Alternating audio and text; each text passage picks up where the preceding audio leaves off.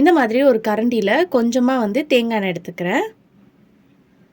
இதை வந்து லைட்டாக வந்து ஸ்லோ சிம்மில் வச்சு சூடு பண்ணி எடுத்துக்கலாம்.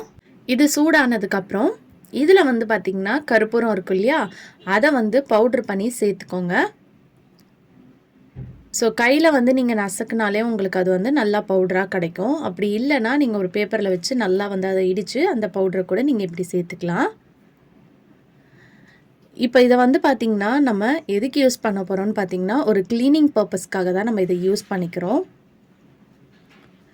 இப்போது இதை வந்து வுட்டில் இருக்கக்கூடிய நம்ம வீட்டில் நிறைய பொருள் வந்து பார்த்திங்கன்னா வுட்டில் இருக்கும். மெயினாக வந்து டோர் இருக்கும். இந்த மாதிரி லைட்டாக அதில் ஒரு துணியில் டிப் பண்ணிவிட்டு தொடச்சி விடும்போது வுட்டில் வந்து நல்ல ஒரு டிஃப்ரென்ஸ் தெரியும். உங்களுக்கு பார்க்கும்போதே தெரியும். நான் தொடச்ச சைடும் துடைக்காத சைடும் எப்படி இருக்குது பாருங்கள்.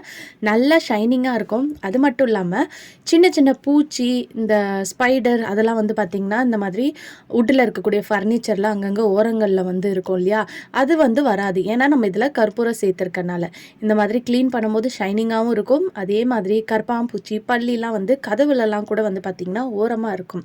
பட் ஆனால் இதுலேருந்து வரக்கூடிய அந்த கற்பூரம் ஸ்மெல்லுக்கு வந்து பார்த்திங்கன்னா உங்களுக்கு வரவே வராது. அதே மாதிரி கரப்பாம்பூச்சி முட்டை கூட வந்து பார்த்திங்கன்னா அங்கங்கே போட்டு வைக்கும். நம்ம கிச்சன் கேபின்லலாம் வந்து பார்த்திங்கன்னா வுட்டில் இருந்துச்சுன்னா கண்டிப்பாக வந்து அதில் போட்டு வைக்கும். இந்த மாதிரி பண்ணும்போது அதெல்லாம் வந்து நீங்கள் அவாய்ட் பண்ணிக்கலாம். கண்டிப்பாக ட்ரை பண்ணி பாருங்கள்.